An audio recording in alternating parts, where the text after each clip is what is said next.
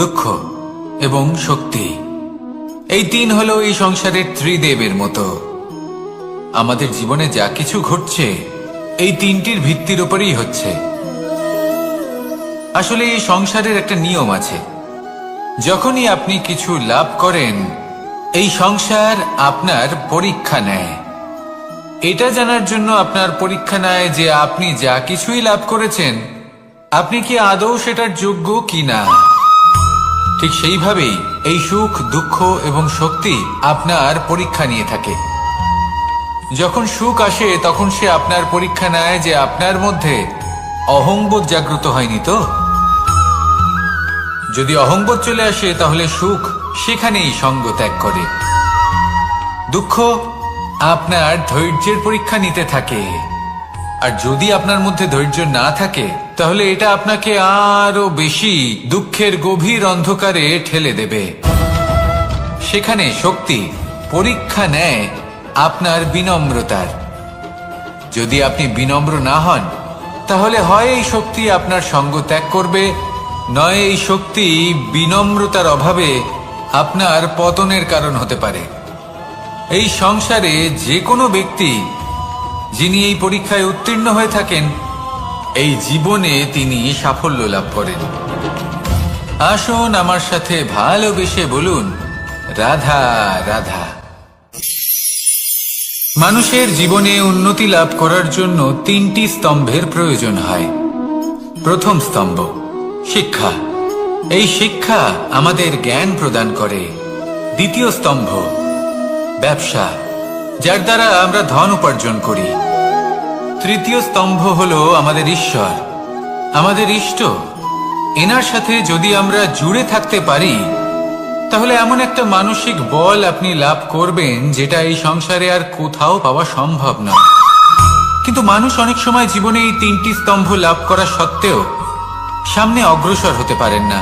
তখনও জীবনে কঠিন পরিস্থিতি আসতেই থাকে। এমনটা ঠিক কেন হয়? কারণ সে জীবনে এই তিনটি স্তম্ভ লাভ করে নেয়, জীবনে প্রয়োগও করে, কিন্তু তার ভিতের কথা সে ভুলেই যায়। যেমন প্রথম স্তম্ভ অর্থাৎ শিক্ষা।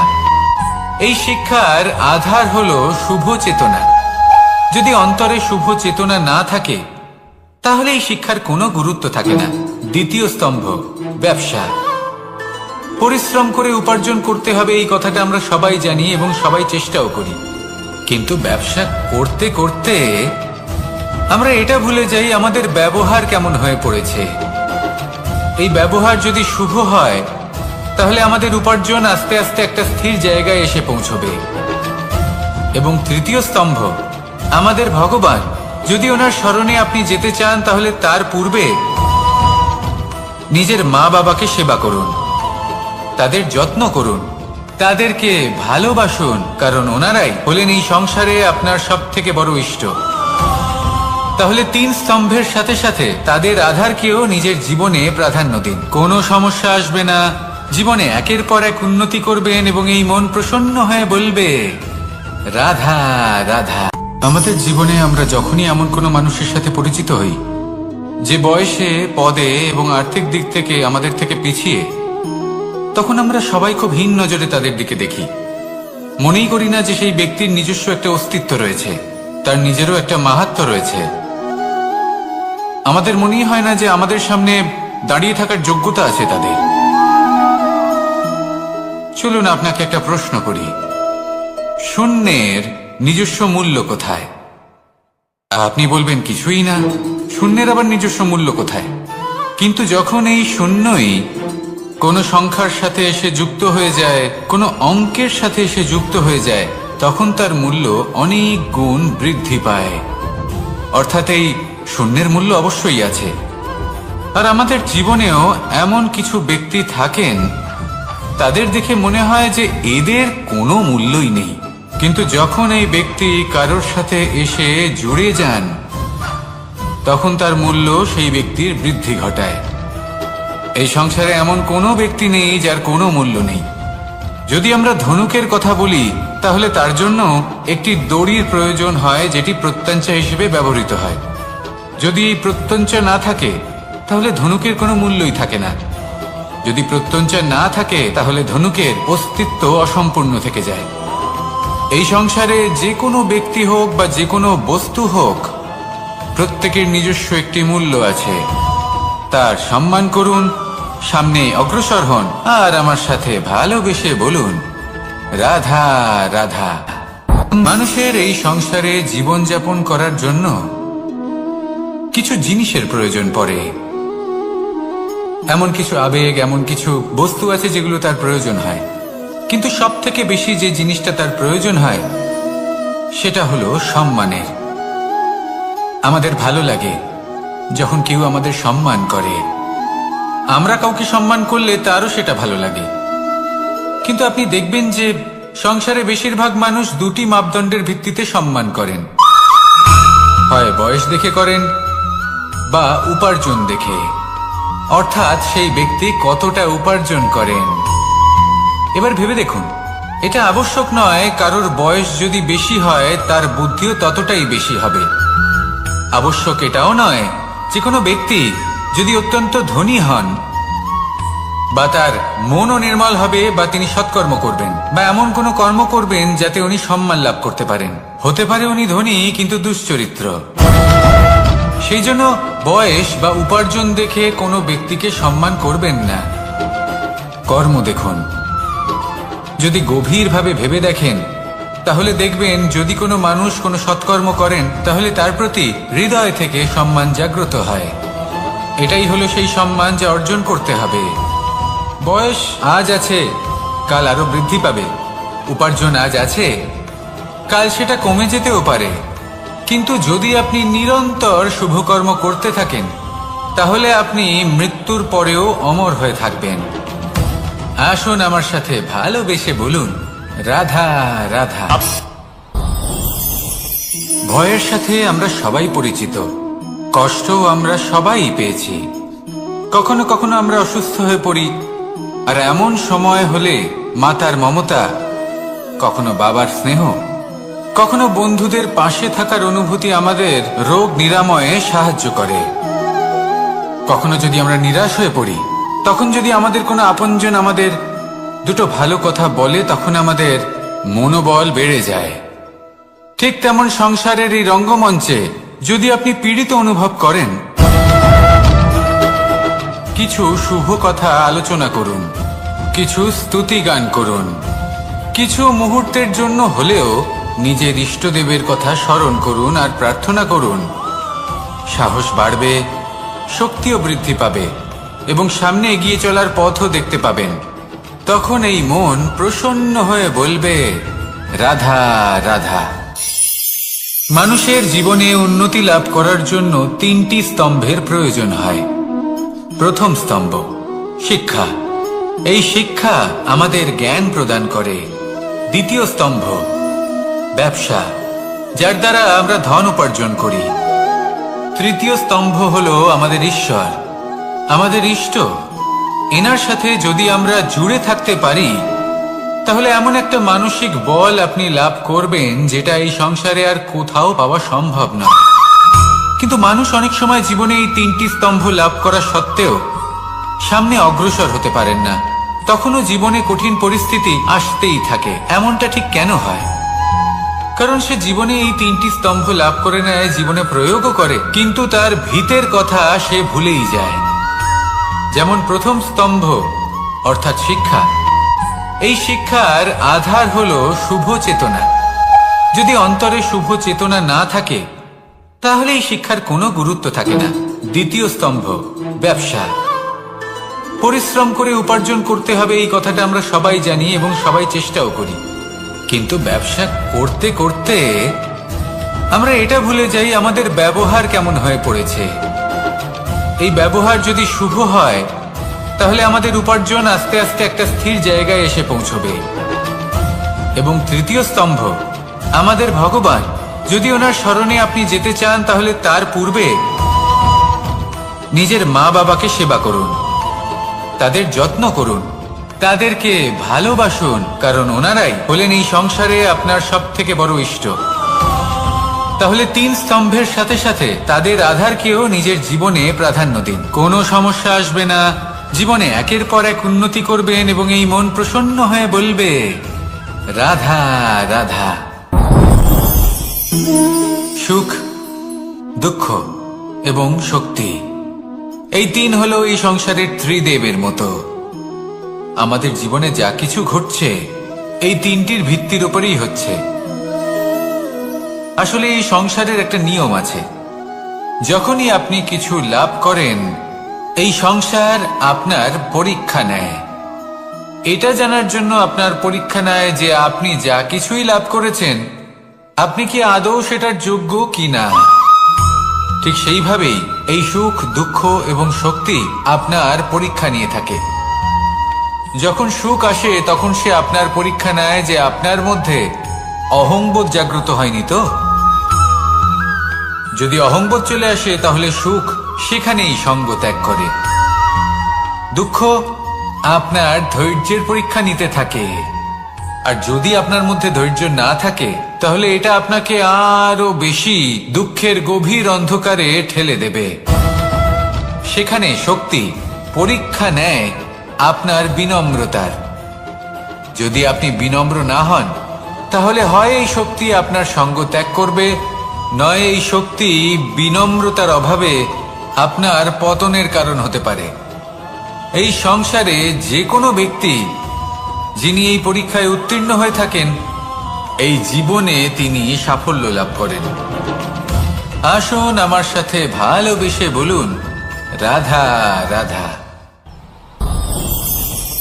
ভয়ের সাথে আমরা সবাই পরিচিত, কষ্ট আমরা সবাই পেয়েছি। কখনো কখনো আমরা অসুস্থ হয়ে পড়ি, আর এমন সময় হলে মাতার মমতা, কখনো বাবার স্নেহ, কখনো বন্ধুদের পাশে থাকার অনুভূতি আমাদের রোগ নিরাময়ে সাহায্য করে। কখনো যদি আমরা নিরাশ হয়ে পড়ি, তখন যদি আমাদের কোনো আপনজন আমাদের দুটো ভালো কথা বলে তখন আমাদের মনোবল বেড়ে যায়। ঠিক তেমন সংসারের এই রঙ্গমঞ্চে যদি আপনি পীড়িত অনুভব করেন, কিছু শুভ কথা আলোচনা করুন, কিছু স্তুতি গান করুন, কিছু মুহূর্তের জন্য হলেও নিজের ইষ্টদেবের কথা স্মরণ করুন আর প্রার্থনা করুন। সাহস বাড়বে, শক্তিও বৃদ্ধি পাবে এবং সামনে এগিয়ে চলার পথও দেখতে পাবেন। তখন এই মন প্রসন্ন হয়ে বলবে, রাধা রাধা। এই সংসারে কখনো কোনো ব্যক্তিকে তার বাইরের পোশাক দেখে বিচার করার চেষ্টা করবেন না, এটা খুব বড় ভুল করবেন। যেমন আমরা জীবনে অনেক সময় এমন করি, ধরুন কোথাও একটা গাছ দেখলাম, খুব বিশাল আকারের একটা গাছ যেটা মাটির থেকে অনেক উঁচুতে পৌঁছে গেছে, যার বিশাল শাখা আছে। সেগুলো দেখে আমরা ভাবি যে এই গাছে হয়তো কত সুস্বাদু ফল আছে, আমরা সেই গাছের পরিচর্যা করতে থাকি। আবার অন্যদিকে হলো একটি তৃণ যেটা মাটি থেকে কিছুটা উঁচুতে পৌঁছেছে, কিন্তু সেই তৃণর নিচে, মাটির নিচে অত্যন্ত সুস্বাদু ফল বা সবজি জন্ম নেয়, যা আমাদের স্বাস্থ্যের পক্ষে অত্যন্ত উপকারী। সেই জন্য কখনো আবরণ দেখে কাউকে বিচার করতে চেষ্টা করবেন না। তার বদলে এটা বোঝার চেষ্টা করুন যে আপনার সামনে যে ব্যক্তি আছে বা বস্তু আছে তার বিশেষত্ব কি। যদি এই বিশেষত্ব বোঝার ক্ষমতা আপনি অর্জন করেন, যদি এই শিল্প আপনি নিজের ভেতরে জাগ্রত করেন, তাহলে এই সংসারে বিশেষত্ব কি সেটা আপনি জানতে পারবেন। আর এই সমস্ত খেলা দৃষ্টি থেকে নয়, দৃষ্টিভঙ্গি থেকে জন্ম নেয়। দৃষ্টিভঙ্গি সবসময় শুভ রাখুন আর আমার সাথে ভালোবেসে বলুন, রাধা রাধা।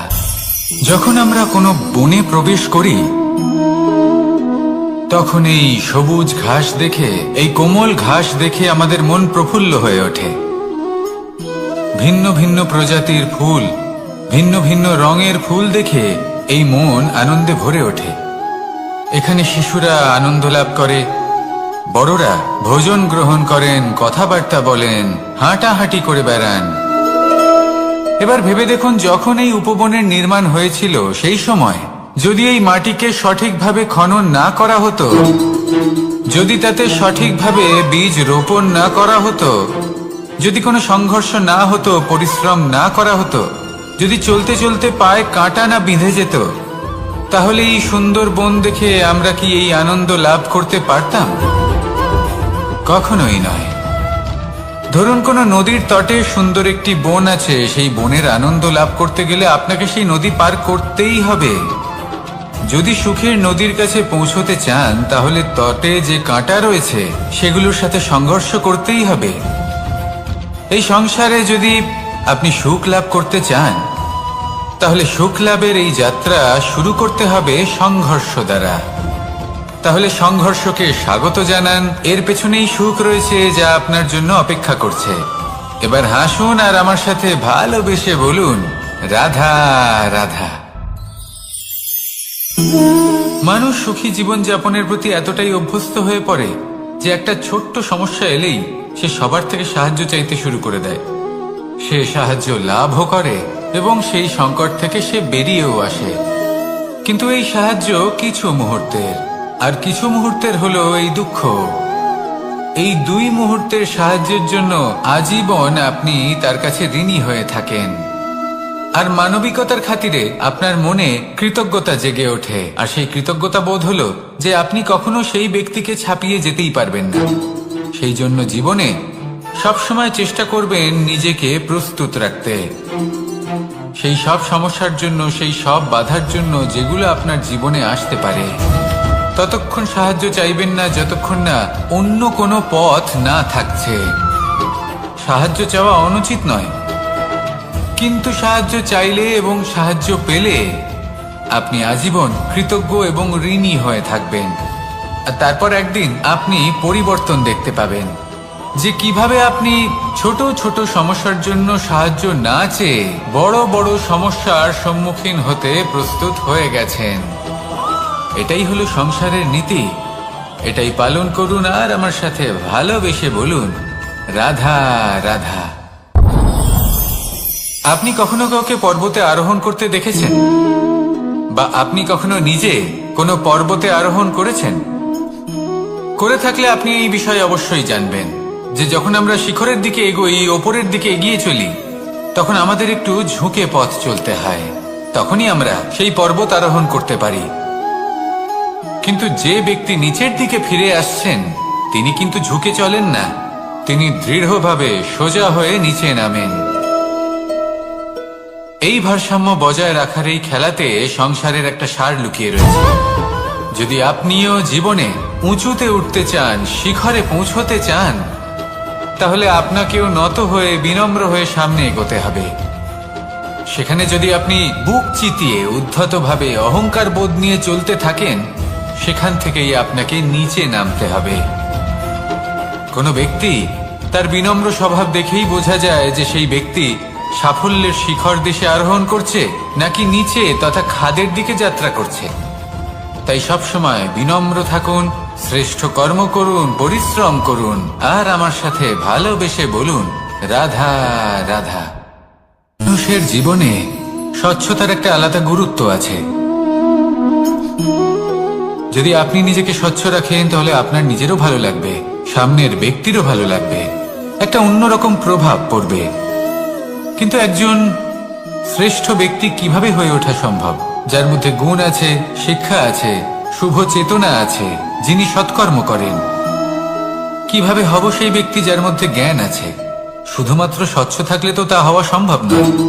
প্রথমে আপনাকে বুঝতে হবে যে মানুষের মধ্যে চারটি মূল তত্ত্ব আছে। প্রথম হলো তার শরীর, যার দ্বারা উনি যে কোনো কর্ম করে থাকেন। দ্বিতীয় তত্ত্ব হলো তার মন, যার দ্বারা কোনো কর্ম করার জন্য সে নিজেকে প্রেরণা দিতে থাকে।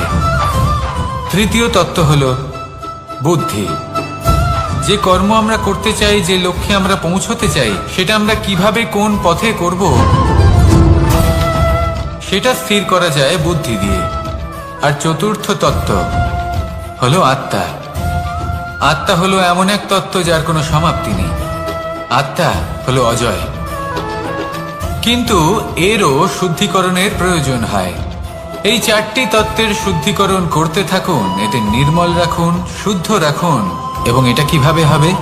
শুভ চেতনা দ্বারা, জ্ঞানের দ্বারা, এবং সব থেকে বেশি গুরুত্বপূর্ণ প্রেমের দ্বারা। আসুন আমার সাথে ভালোবেসে বলুন, রাধা রাধা। এই জীবনে তিনটি গুরুত্বপূর্ণ শব্দ আছে যা বোঝা আমাদের কাছে খুব গুরুত্বপূর্ণ, এবং এই তিনটি শব্দের নিজস্ব অর্থ আছে। প্রথম হলো সঙ্গবদ্ধতা, অর্থাৎ একসাথে মিলে কাজ করতে হবে, একসাথে মিলে পরিশ্রম করতে হবে, সামনে এগোতে হবে। এরকম করতে পারলে আপনার শক্তি বৃদ্ধি পাবে, আপনার ক্ষমতা বৃদ্ধি পাবে, আপনি এগোতে পারবেন এবং অনেক দূরে যেতে পারবেন। দ্বিতীয় হলো আত্মবিশ্বাস। হেরে যাওয়া বস্তুও আবার জিতে নিতে পারবেন। যদি আপনার নিজের আত্মবিশ্বাস থাকে তাহলে আপনি কখনো পরাজিত হবেন না। এবং তৃতীয় হলো অহংকার। জয়লাভ করার পরেও কিন্তু এটা আপনাকে পরাজিত করতে পারে। সেই জন্য জীবনে সঙ্গবদ্ধ হন, আত্মবিশ্বাস রাখুন, কিন্তু কখনোই অহংকার করবেন না। এই অহংকার আপনার থেকে সবকিছু কেড়ে নিতে পারে। এই অহংকারের জন্যই মথুরাপতি কংস নিজের পতনের দিকে অগ্রসর হয়েছিলেন। এই অহংকারকে ত্যাগ করুন আর আমার সাথে ভালোবেসে বলুন, রাধা রাধা। এই সংসারে সব থেকে বেশি কঠিন কাজ কোনটা? কেউ বলবেন যুদ্ধ করা, কেউ বলবেন ধন অর্জন করা, আবার কেউ বলবেন জ্ঞান অর্জন করা সব থেকে বেশি কঠিন। এবার প্রত্যেক ব্যক্তির নিজস্ব অভিজ্ঞতা আছে, আর সেই অনুসারে তার নিজস্ব একটা উত্তর আছে।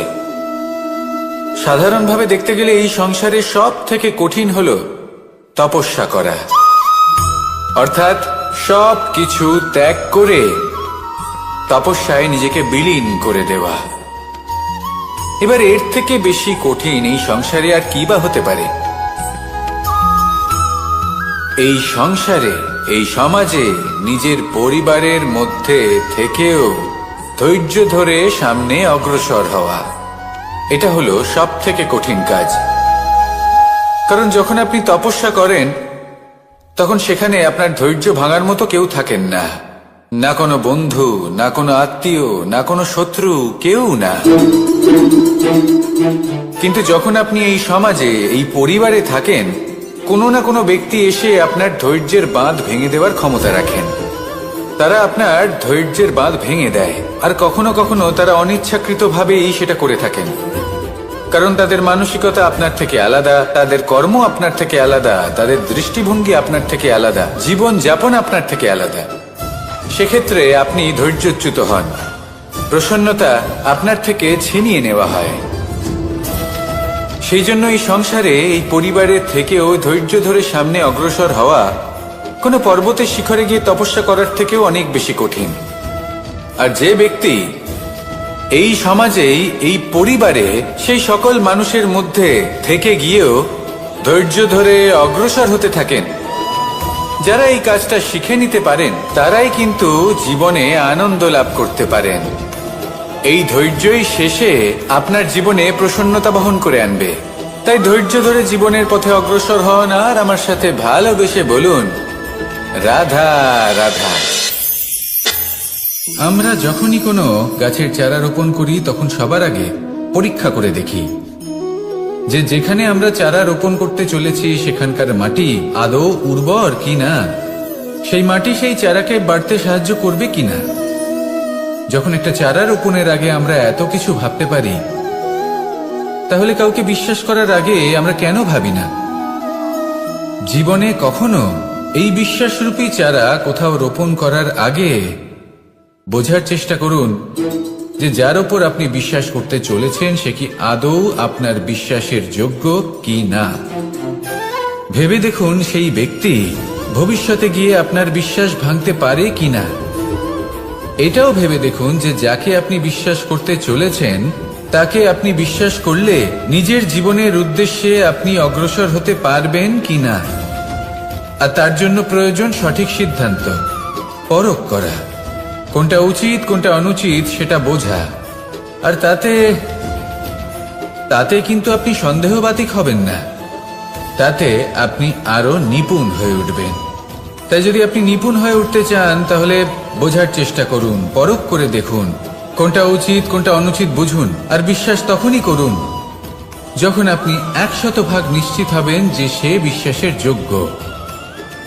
আসুন আমার সাথে ভালোবেসে বলুন, রাধা রাধা। রাধা কখনো কখনো আমার জন্য বড়ই সুগন্ধি আতর নিয়ে আসে, পারিজাত ফুলের মালা নিয়ে আসে আমার প্রসাধন করবে বলে, এবং আমার সব থেকে বেশি প্রিয় মাখন নিজে হাতে বানিয়ে আনে আমাকে নিজে হাতে খাইয়ে দেবে বলে, সবকিছু আমাকে প্রসন্ন করবে বলে। কিন্তু আপনি কখনো ভেবেছেন যে এই আতর কিভাবে বানানো হয়? সহস্র ফুলের পাপড়ি একসাথে পিষে নিতে হয়, তারপরে তার থেকে যে রস নিঃসৃত হয় সেই রস দ্বারাই আতর তৈরি। অনেক সংখ্যক ফুলকে অসীম যন্ত্রণা ভোগ করতে হয়, তবে তারা আমার প্রসাধন সামগ্রী হয়ে উঠতে পারে। দুধ থেকে মাখন তৈরি করার জন্য কতটা পরিমাণ মন্থন সহ্য করতে হয় সেটা আপনি জানেন। ঠিক সেই রকমই হলো আমাদের জীবনও। বিপদও আসে, কঠিন পরিস্থিতিও আসে, এর সম্মুখীন হতে শিখুন। মনে রাখবেন, আপনি হলেন সেই দুধ যাকে মন্থন সহ্য করতে হবে মাখন হয়ে ওঠার জন্য। মনে রাখবেন, আপনি হলেন সেই ফুলের মতন যাদের পিষ্ট হতে হবে সুগন্ধি আতর হয়ে ওঠার জন্য, যাকে এই সংসার পছন্দ করে।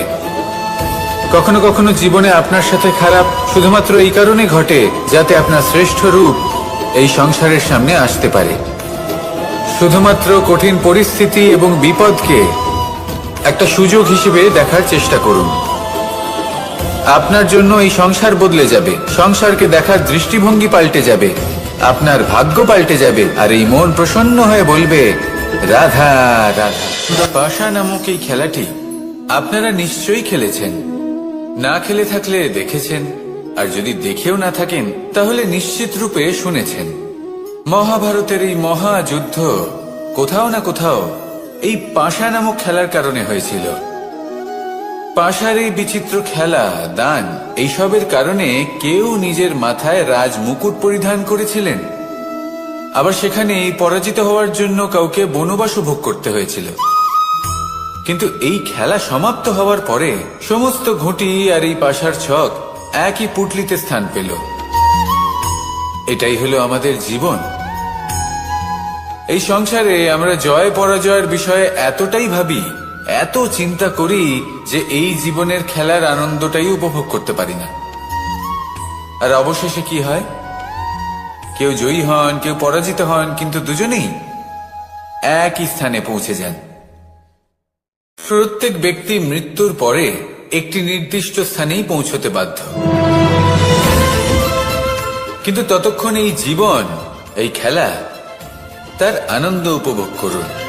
এই সংসারে সেই ব্যক্তি শ্রেষ্ঠ স্থানে পৌঁছতে পেরেছেন যিনি এই সংসারকে প্রকাশ প্রদান করেছেন, যিনি কখনো জয় পরাজয় এই বিষয়ে ভাবেননি, শুধু এই জীবনের খেলার আনন্দ উপভোগ করেছেন।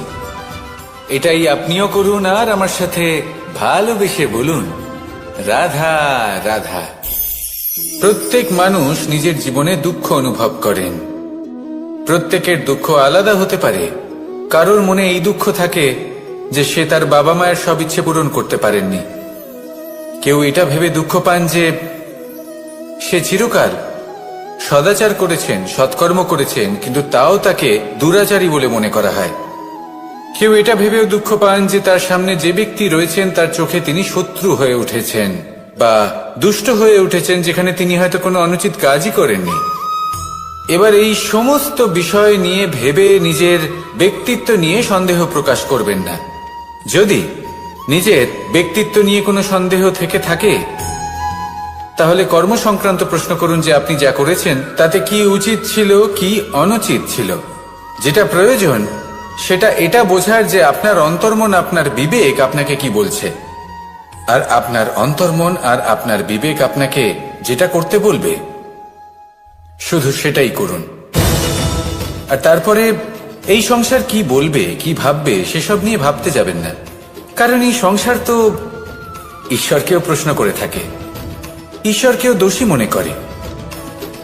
কখনো কখনো যখন কোনো ঘটনা মানুষের ইচ্ছা অনুযায়ী ঘটে না, তখন মানুষ এটা বলে যে হে ঈশ্বর, আপনি আমার পাশে থাকলেন না, আপনি বড়ই কঠোর, এটা আপনার দোষ। যেখানে বেশিরভাগ সময় হয়তো সে নিজেই নিজের কর্মফল ভোগ করছে, আর কখনো কখনো ঈশ্বর হয়তো তার জন্য আরো ভালো কোনো পরিকল্পনা করে রেখেছেন, কিন্তু মানুষ সেটা বুঝতে পারে না।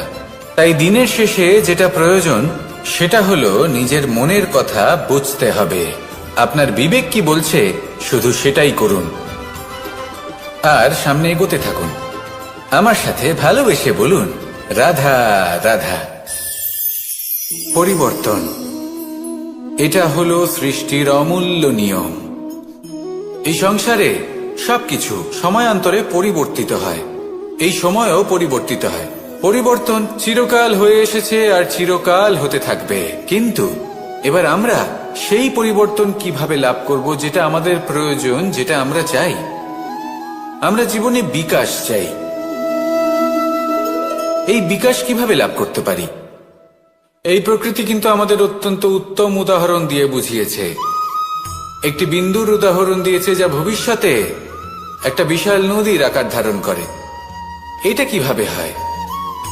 মেঘ থেকে একটি বিন্দু ঝরে পড়ে সেই পর্বতের ওপর যেখানে হিম আছে। সেই হিমের সংস্পর্শে আসা মাত্র সেই বিন্দুর সাথে আরো বেশ কিছু বিন্দু যুক্ত হয়, তারপর তারা অগ্রসর হয়, আরো কিছু বিন্দু যুক্ত হয়, আস্তে আস্তে একটা ক্ষীণ ধারার রূপ ধারণ করে, এবং সেটাই ভবিষ্যতে আরো এগোতে থাকে। অনেকটা যাওয়ার পর যখন অনেক সংখ্যক বিন্দু একসাথে যুক্ত হয়, তখন সেটা বিশাল নদীর আকার ধারণ করে। এবার আমরা মানুষ বলে আমাদের সাথে এই নিয়মের অন্যথা হয় তা নয়।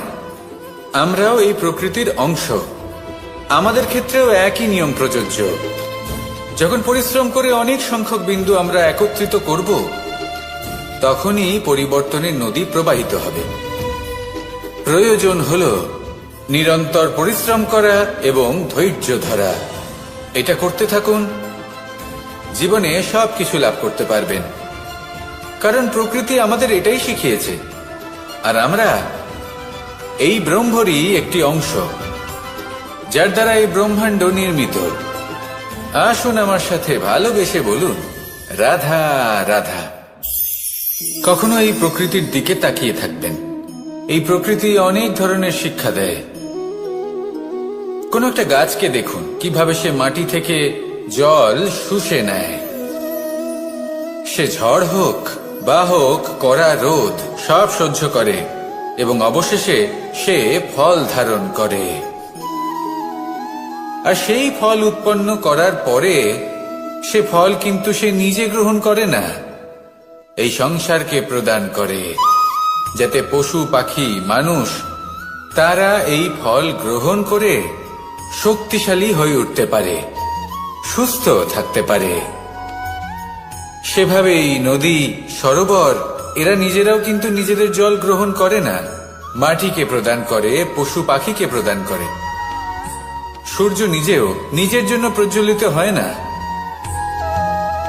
সে প্রকাশ ছড়িয়ে দিতে চায় আমাদের সবার কাছে, সে আলো পৌঁছে দিতে চায়। এই প্রত্যেকের কর্মে পরমার্থ নিহিত আছে, আর সেই জন্যই এদের সকলকে পুজো করা হয়। তাই মনে রাখবেন, আপনার কাছে জীবন যাপনের অতিরিক্ত যা কিছুই আছে তা পরমার্থের জন্য।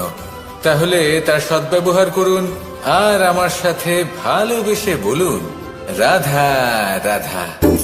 আমরা প্রত্যেকেই অবশ্যই এমন সময় দেখেছি যখন অনেকগুলো সমস্যা একসাথে আমাদের জীবনে এসে পড়ে। সমস্যা আমাদের প্রত্যেকের জীবনেই থাকে। আমরা তার সমাধান খুঁজতে চেষ্টা করি, কখনো সমাধান খুঁজে পাই, আবার কখনো যতই চেষ্টা করি না কেন কোনো সমাধান খুঁজেই পাই না। আর যখন এটা হয় তখন মানুষ অত্যন্ত বিচলিত হয়ে পড়েন। নিজের আত্মীয় স্বজন, নিজের বন্ধু বা সংসার এদের ওপরে এই দোষ চাপিয়ে দেন যে এদের জন্যই এই সমস্যা এসেছে। এবার যদি আমি আপনাকে কোনো পরামর্শ দিই তাহলে এটাই বলবো যে দৃষ্টিভঙ্গি পাল্টে দেখুন। এই দৃষ্টিভঙ্গি দিয়ে দেখুন যে এই সংসারে যে সমস্যাই আসুক না কেন তার জন্য কেউ দোষী নয়, না আপনি না অন্য কেউ। এই পুরো খেলাটাই আপনার মানসিকতা, আপনার দৃষ্টিভঙ্গির, আপনার মনের। কিভাবে বোঝাচ্ছি? যখন আমাদের মন শক্ত থাকে তখন কঠিন থেকে কঠিনতর পরিস্থিতিও আমাদের জীবনে খুব বেশি হলে প্রতিস্পর্ধা হয়ে থেকে যায়। সেখানে যদি আমাদের মন দুর্বল থাকে, তখন অল্প কঠিন পরিস্থিতিও আমাদের কাছে খুব বড় সমস্যা হয়ে যায়, তাই না? একটা শক্ত মন কঠিন পরিস্থিতিকে প্রতিস্পর্ধা হিসেবে দেখে আর তার মধ্যে ওটা সুযোগ খুঁজে নেয়। আমাদের শুধু এটাই করতে হবে। এই সংসারে অন্য কাউকে দোষী মনে করলে আপনার সমস্যা দূর হয়ে যাবে না।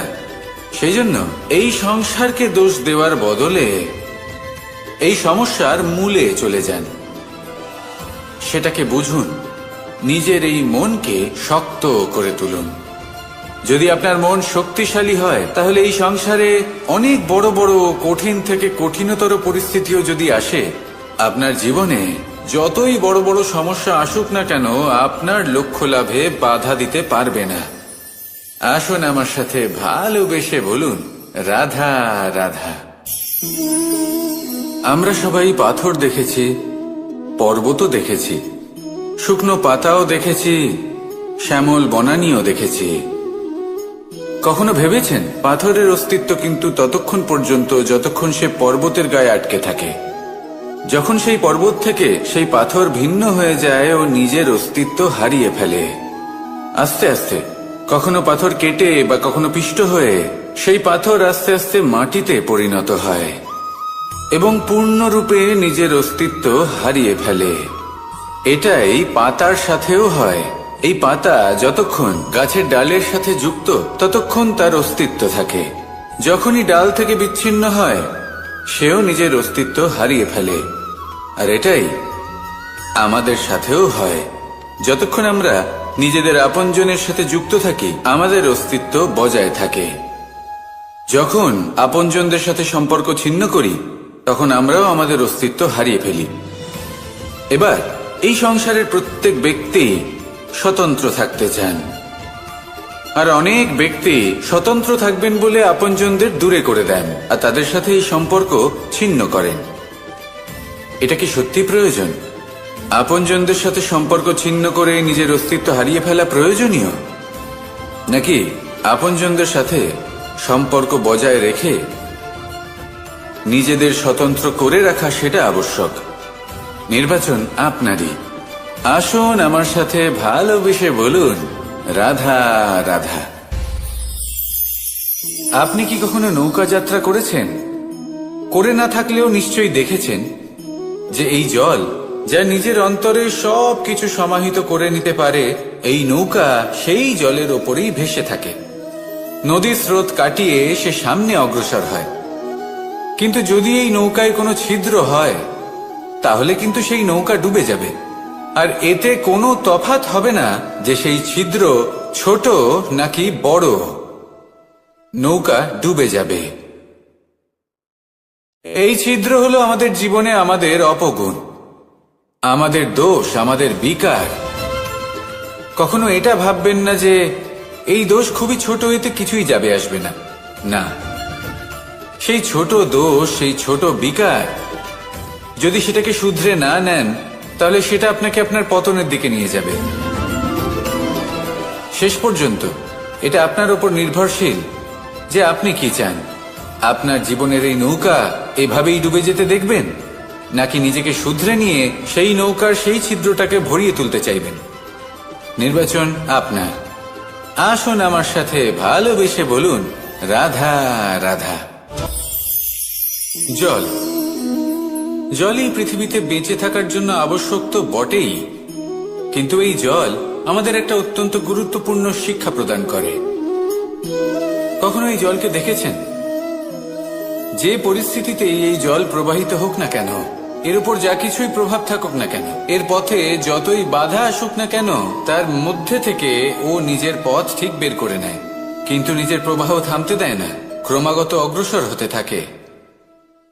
সেরকমই একটা শিক্ষা যেটা আমরা জল থেকে পেয়ে থাকি, তা হলো এটা: আমরা যখন জলের দিকে তাকাই, তখন আমরা নিজের প্রতিবিম্ব দেখি, স্পষ্টভাবে দেখতে পাই। কিন্তু তখনই দেখতে পাই যখন এই জল শান্ত থাকে, স্থির থাকে।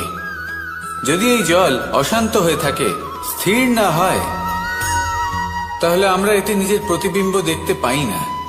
এটাই আমাদের মনের সাথেও হয়ে থাকে। যখনই জীবনে কোনো সংকট, সময়, এই সময় আসলে কি? এই সময় একটা সরল রেখা তো কখনোই নয়। সময় হলো একটা চক্র, যেখানে এর আদি সেখানেই হলো এর অন্ত, আর যেখানে তা শেষ হয় সেখান থেকেই তার শুরু হয়। এই সময় একটা অত্যন্ত বিচিত্র চিন্তা, বিচিত্র ভাবনা, একটা বিচিত্র বস্তু যা কেউ বুঝতে পারেন না। এই সময়ের লীলা, এর কোনো প্রমাণ নেই, কোনো জ্ঞান নেই, কোনো পরিমাপ নেই। শুধু এটুকু আমরা জানতে পারি, যেখানে শেষ হবে সেখান থেকে একটা নতুন সূচনাও হবে। যা আজ আপনার কাছে আছে কাল অন্য কারোর কাছে যাবে, তারপরে তার কাছ থেকেও অন্য কারোর কাছে যাবে, তারপরে তার থেকেও ছিনিয়ে নেওয়া হবে। এই নিয়তির একজনের কাছ থেকে অন্যজনের কাছে আদান প্রদানের এই সময় হলো আপনার সময়।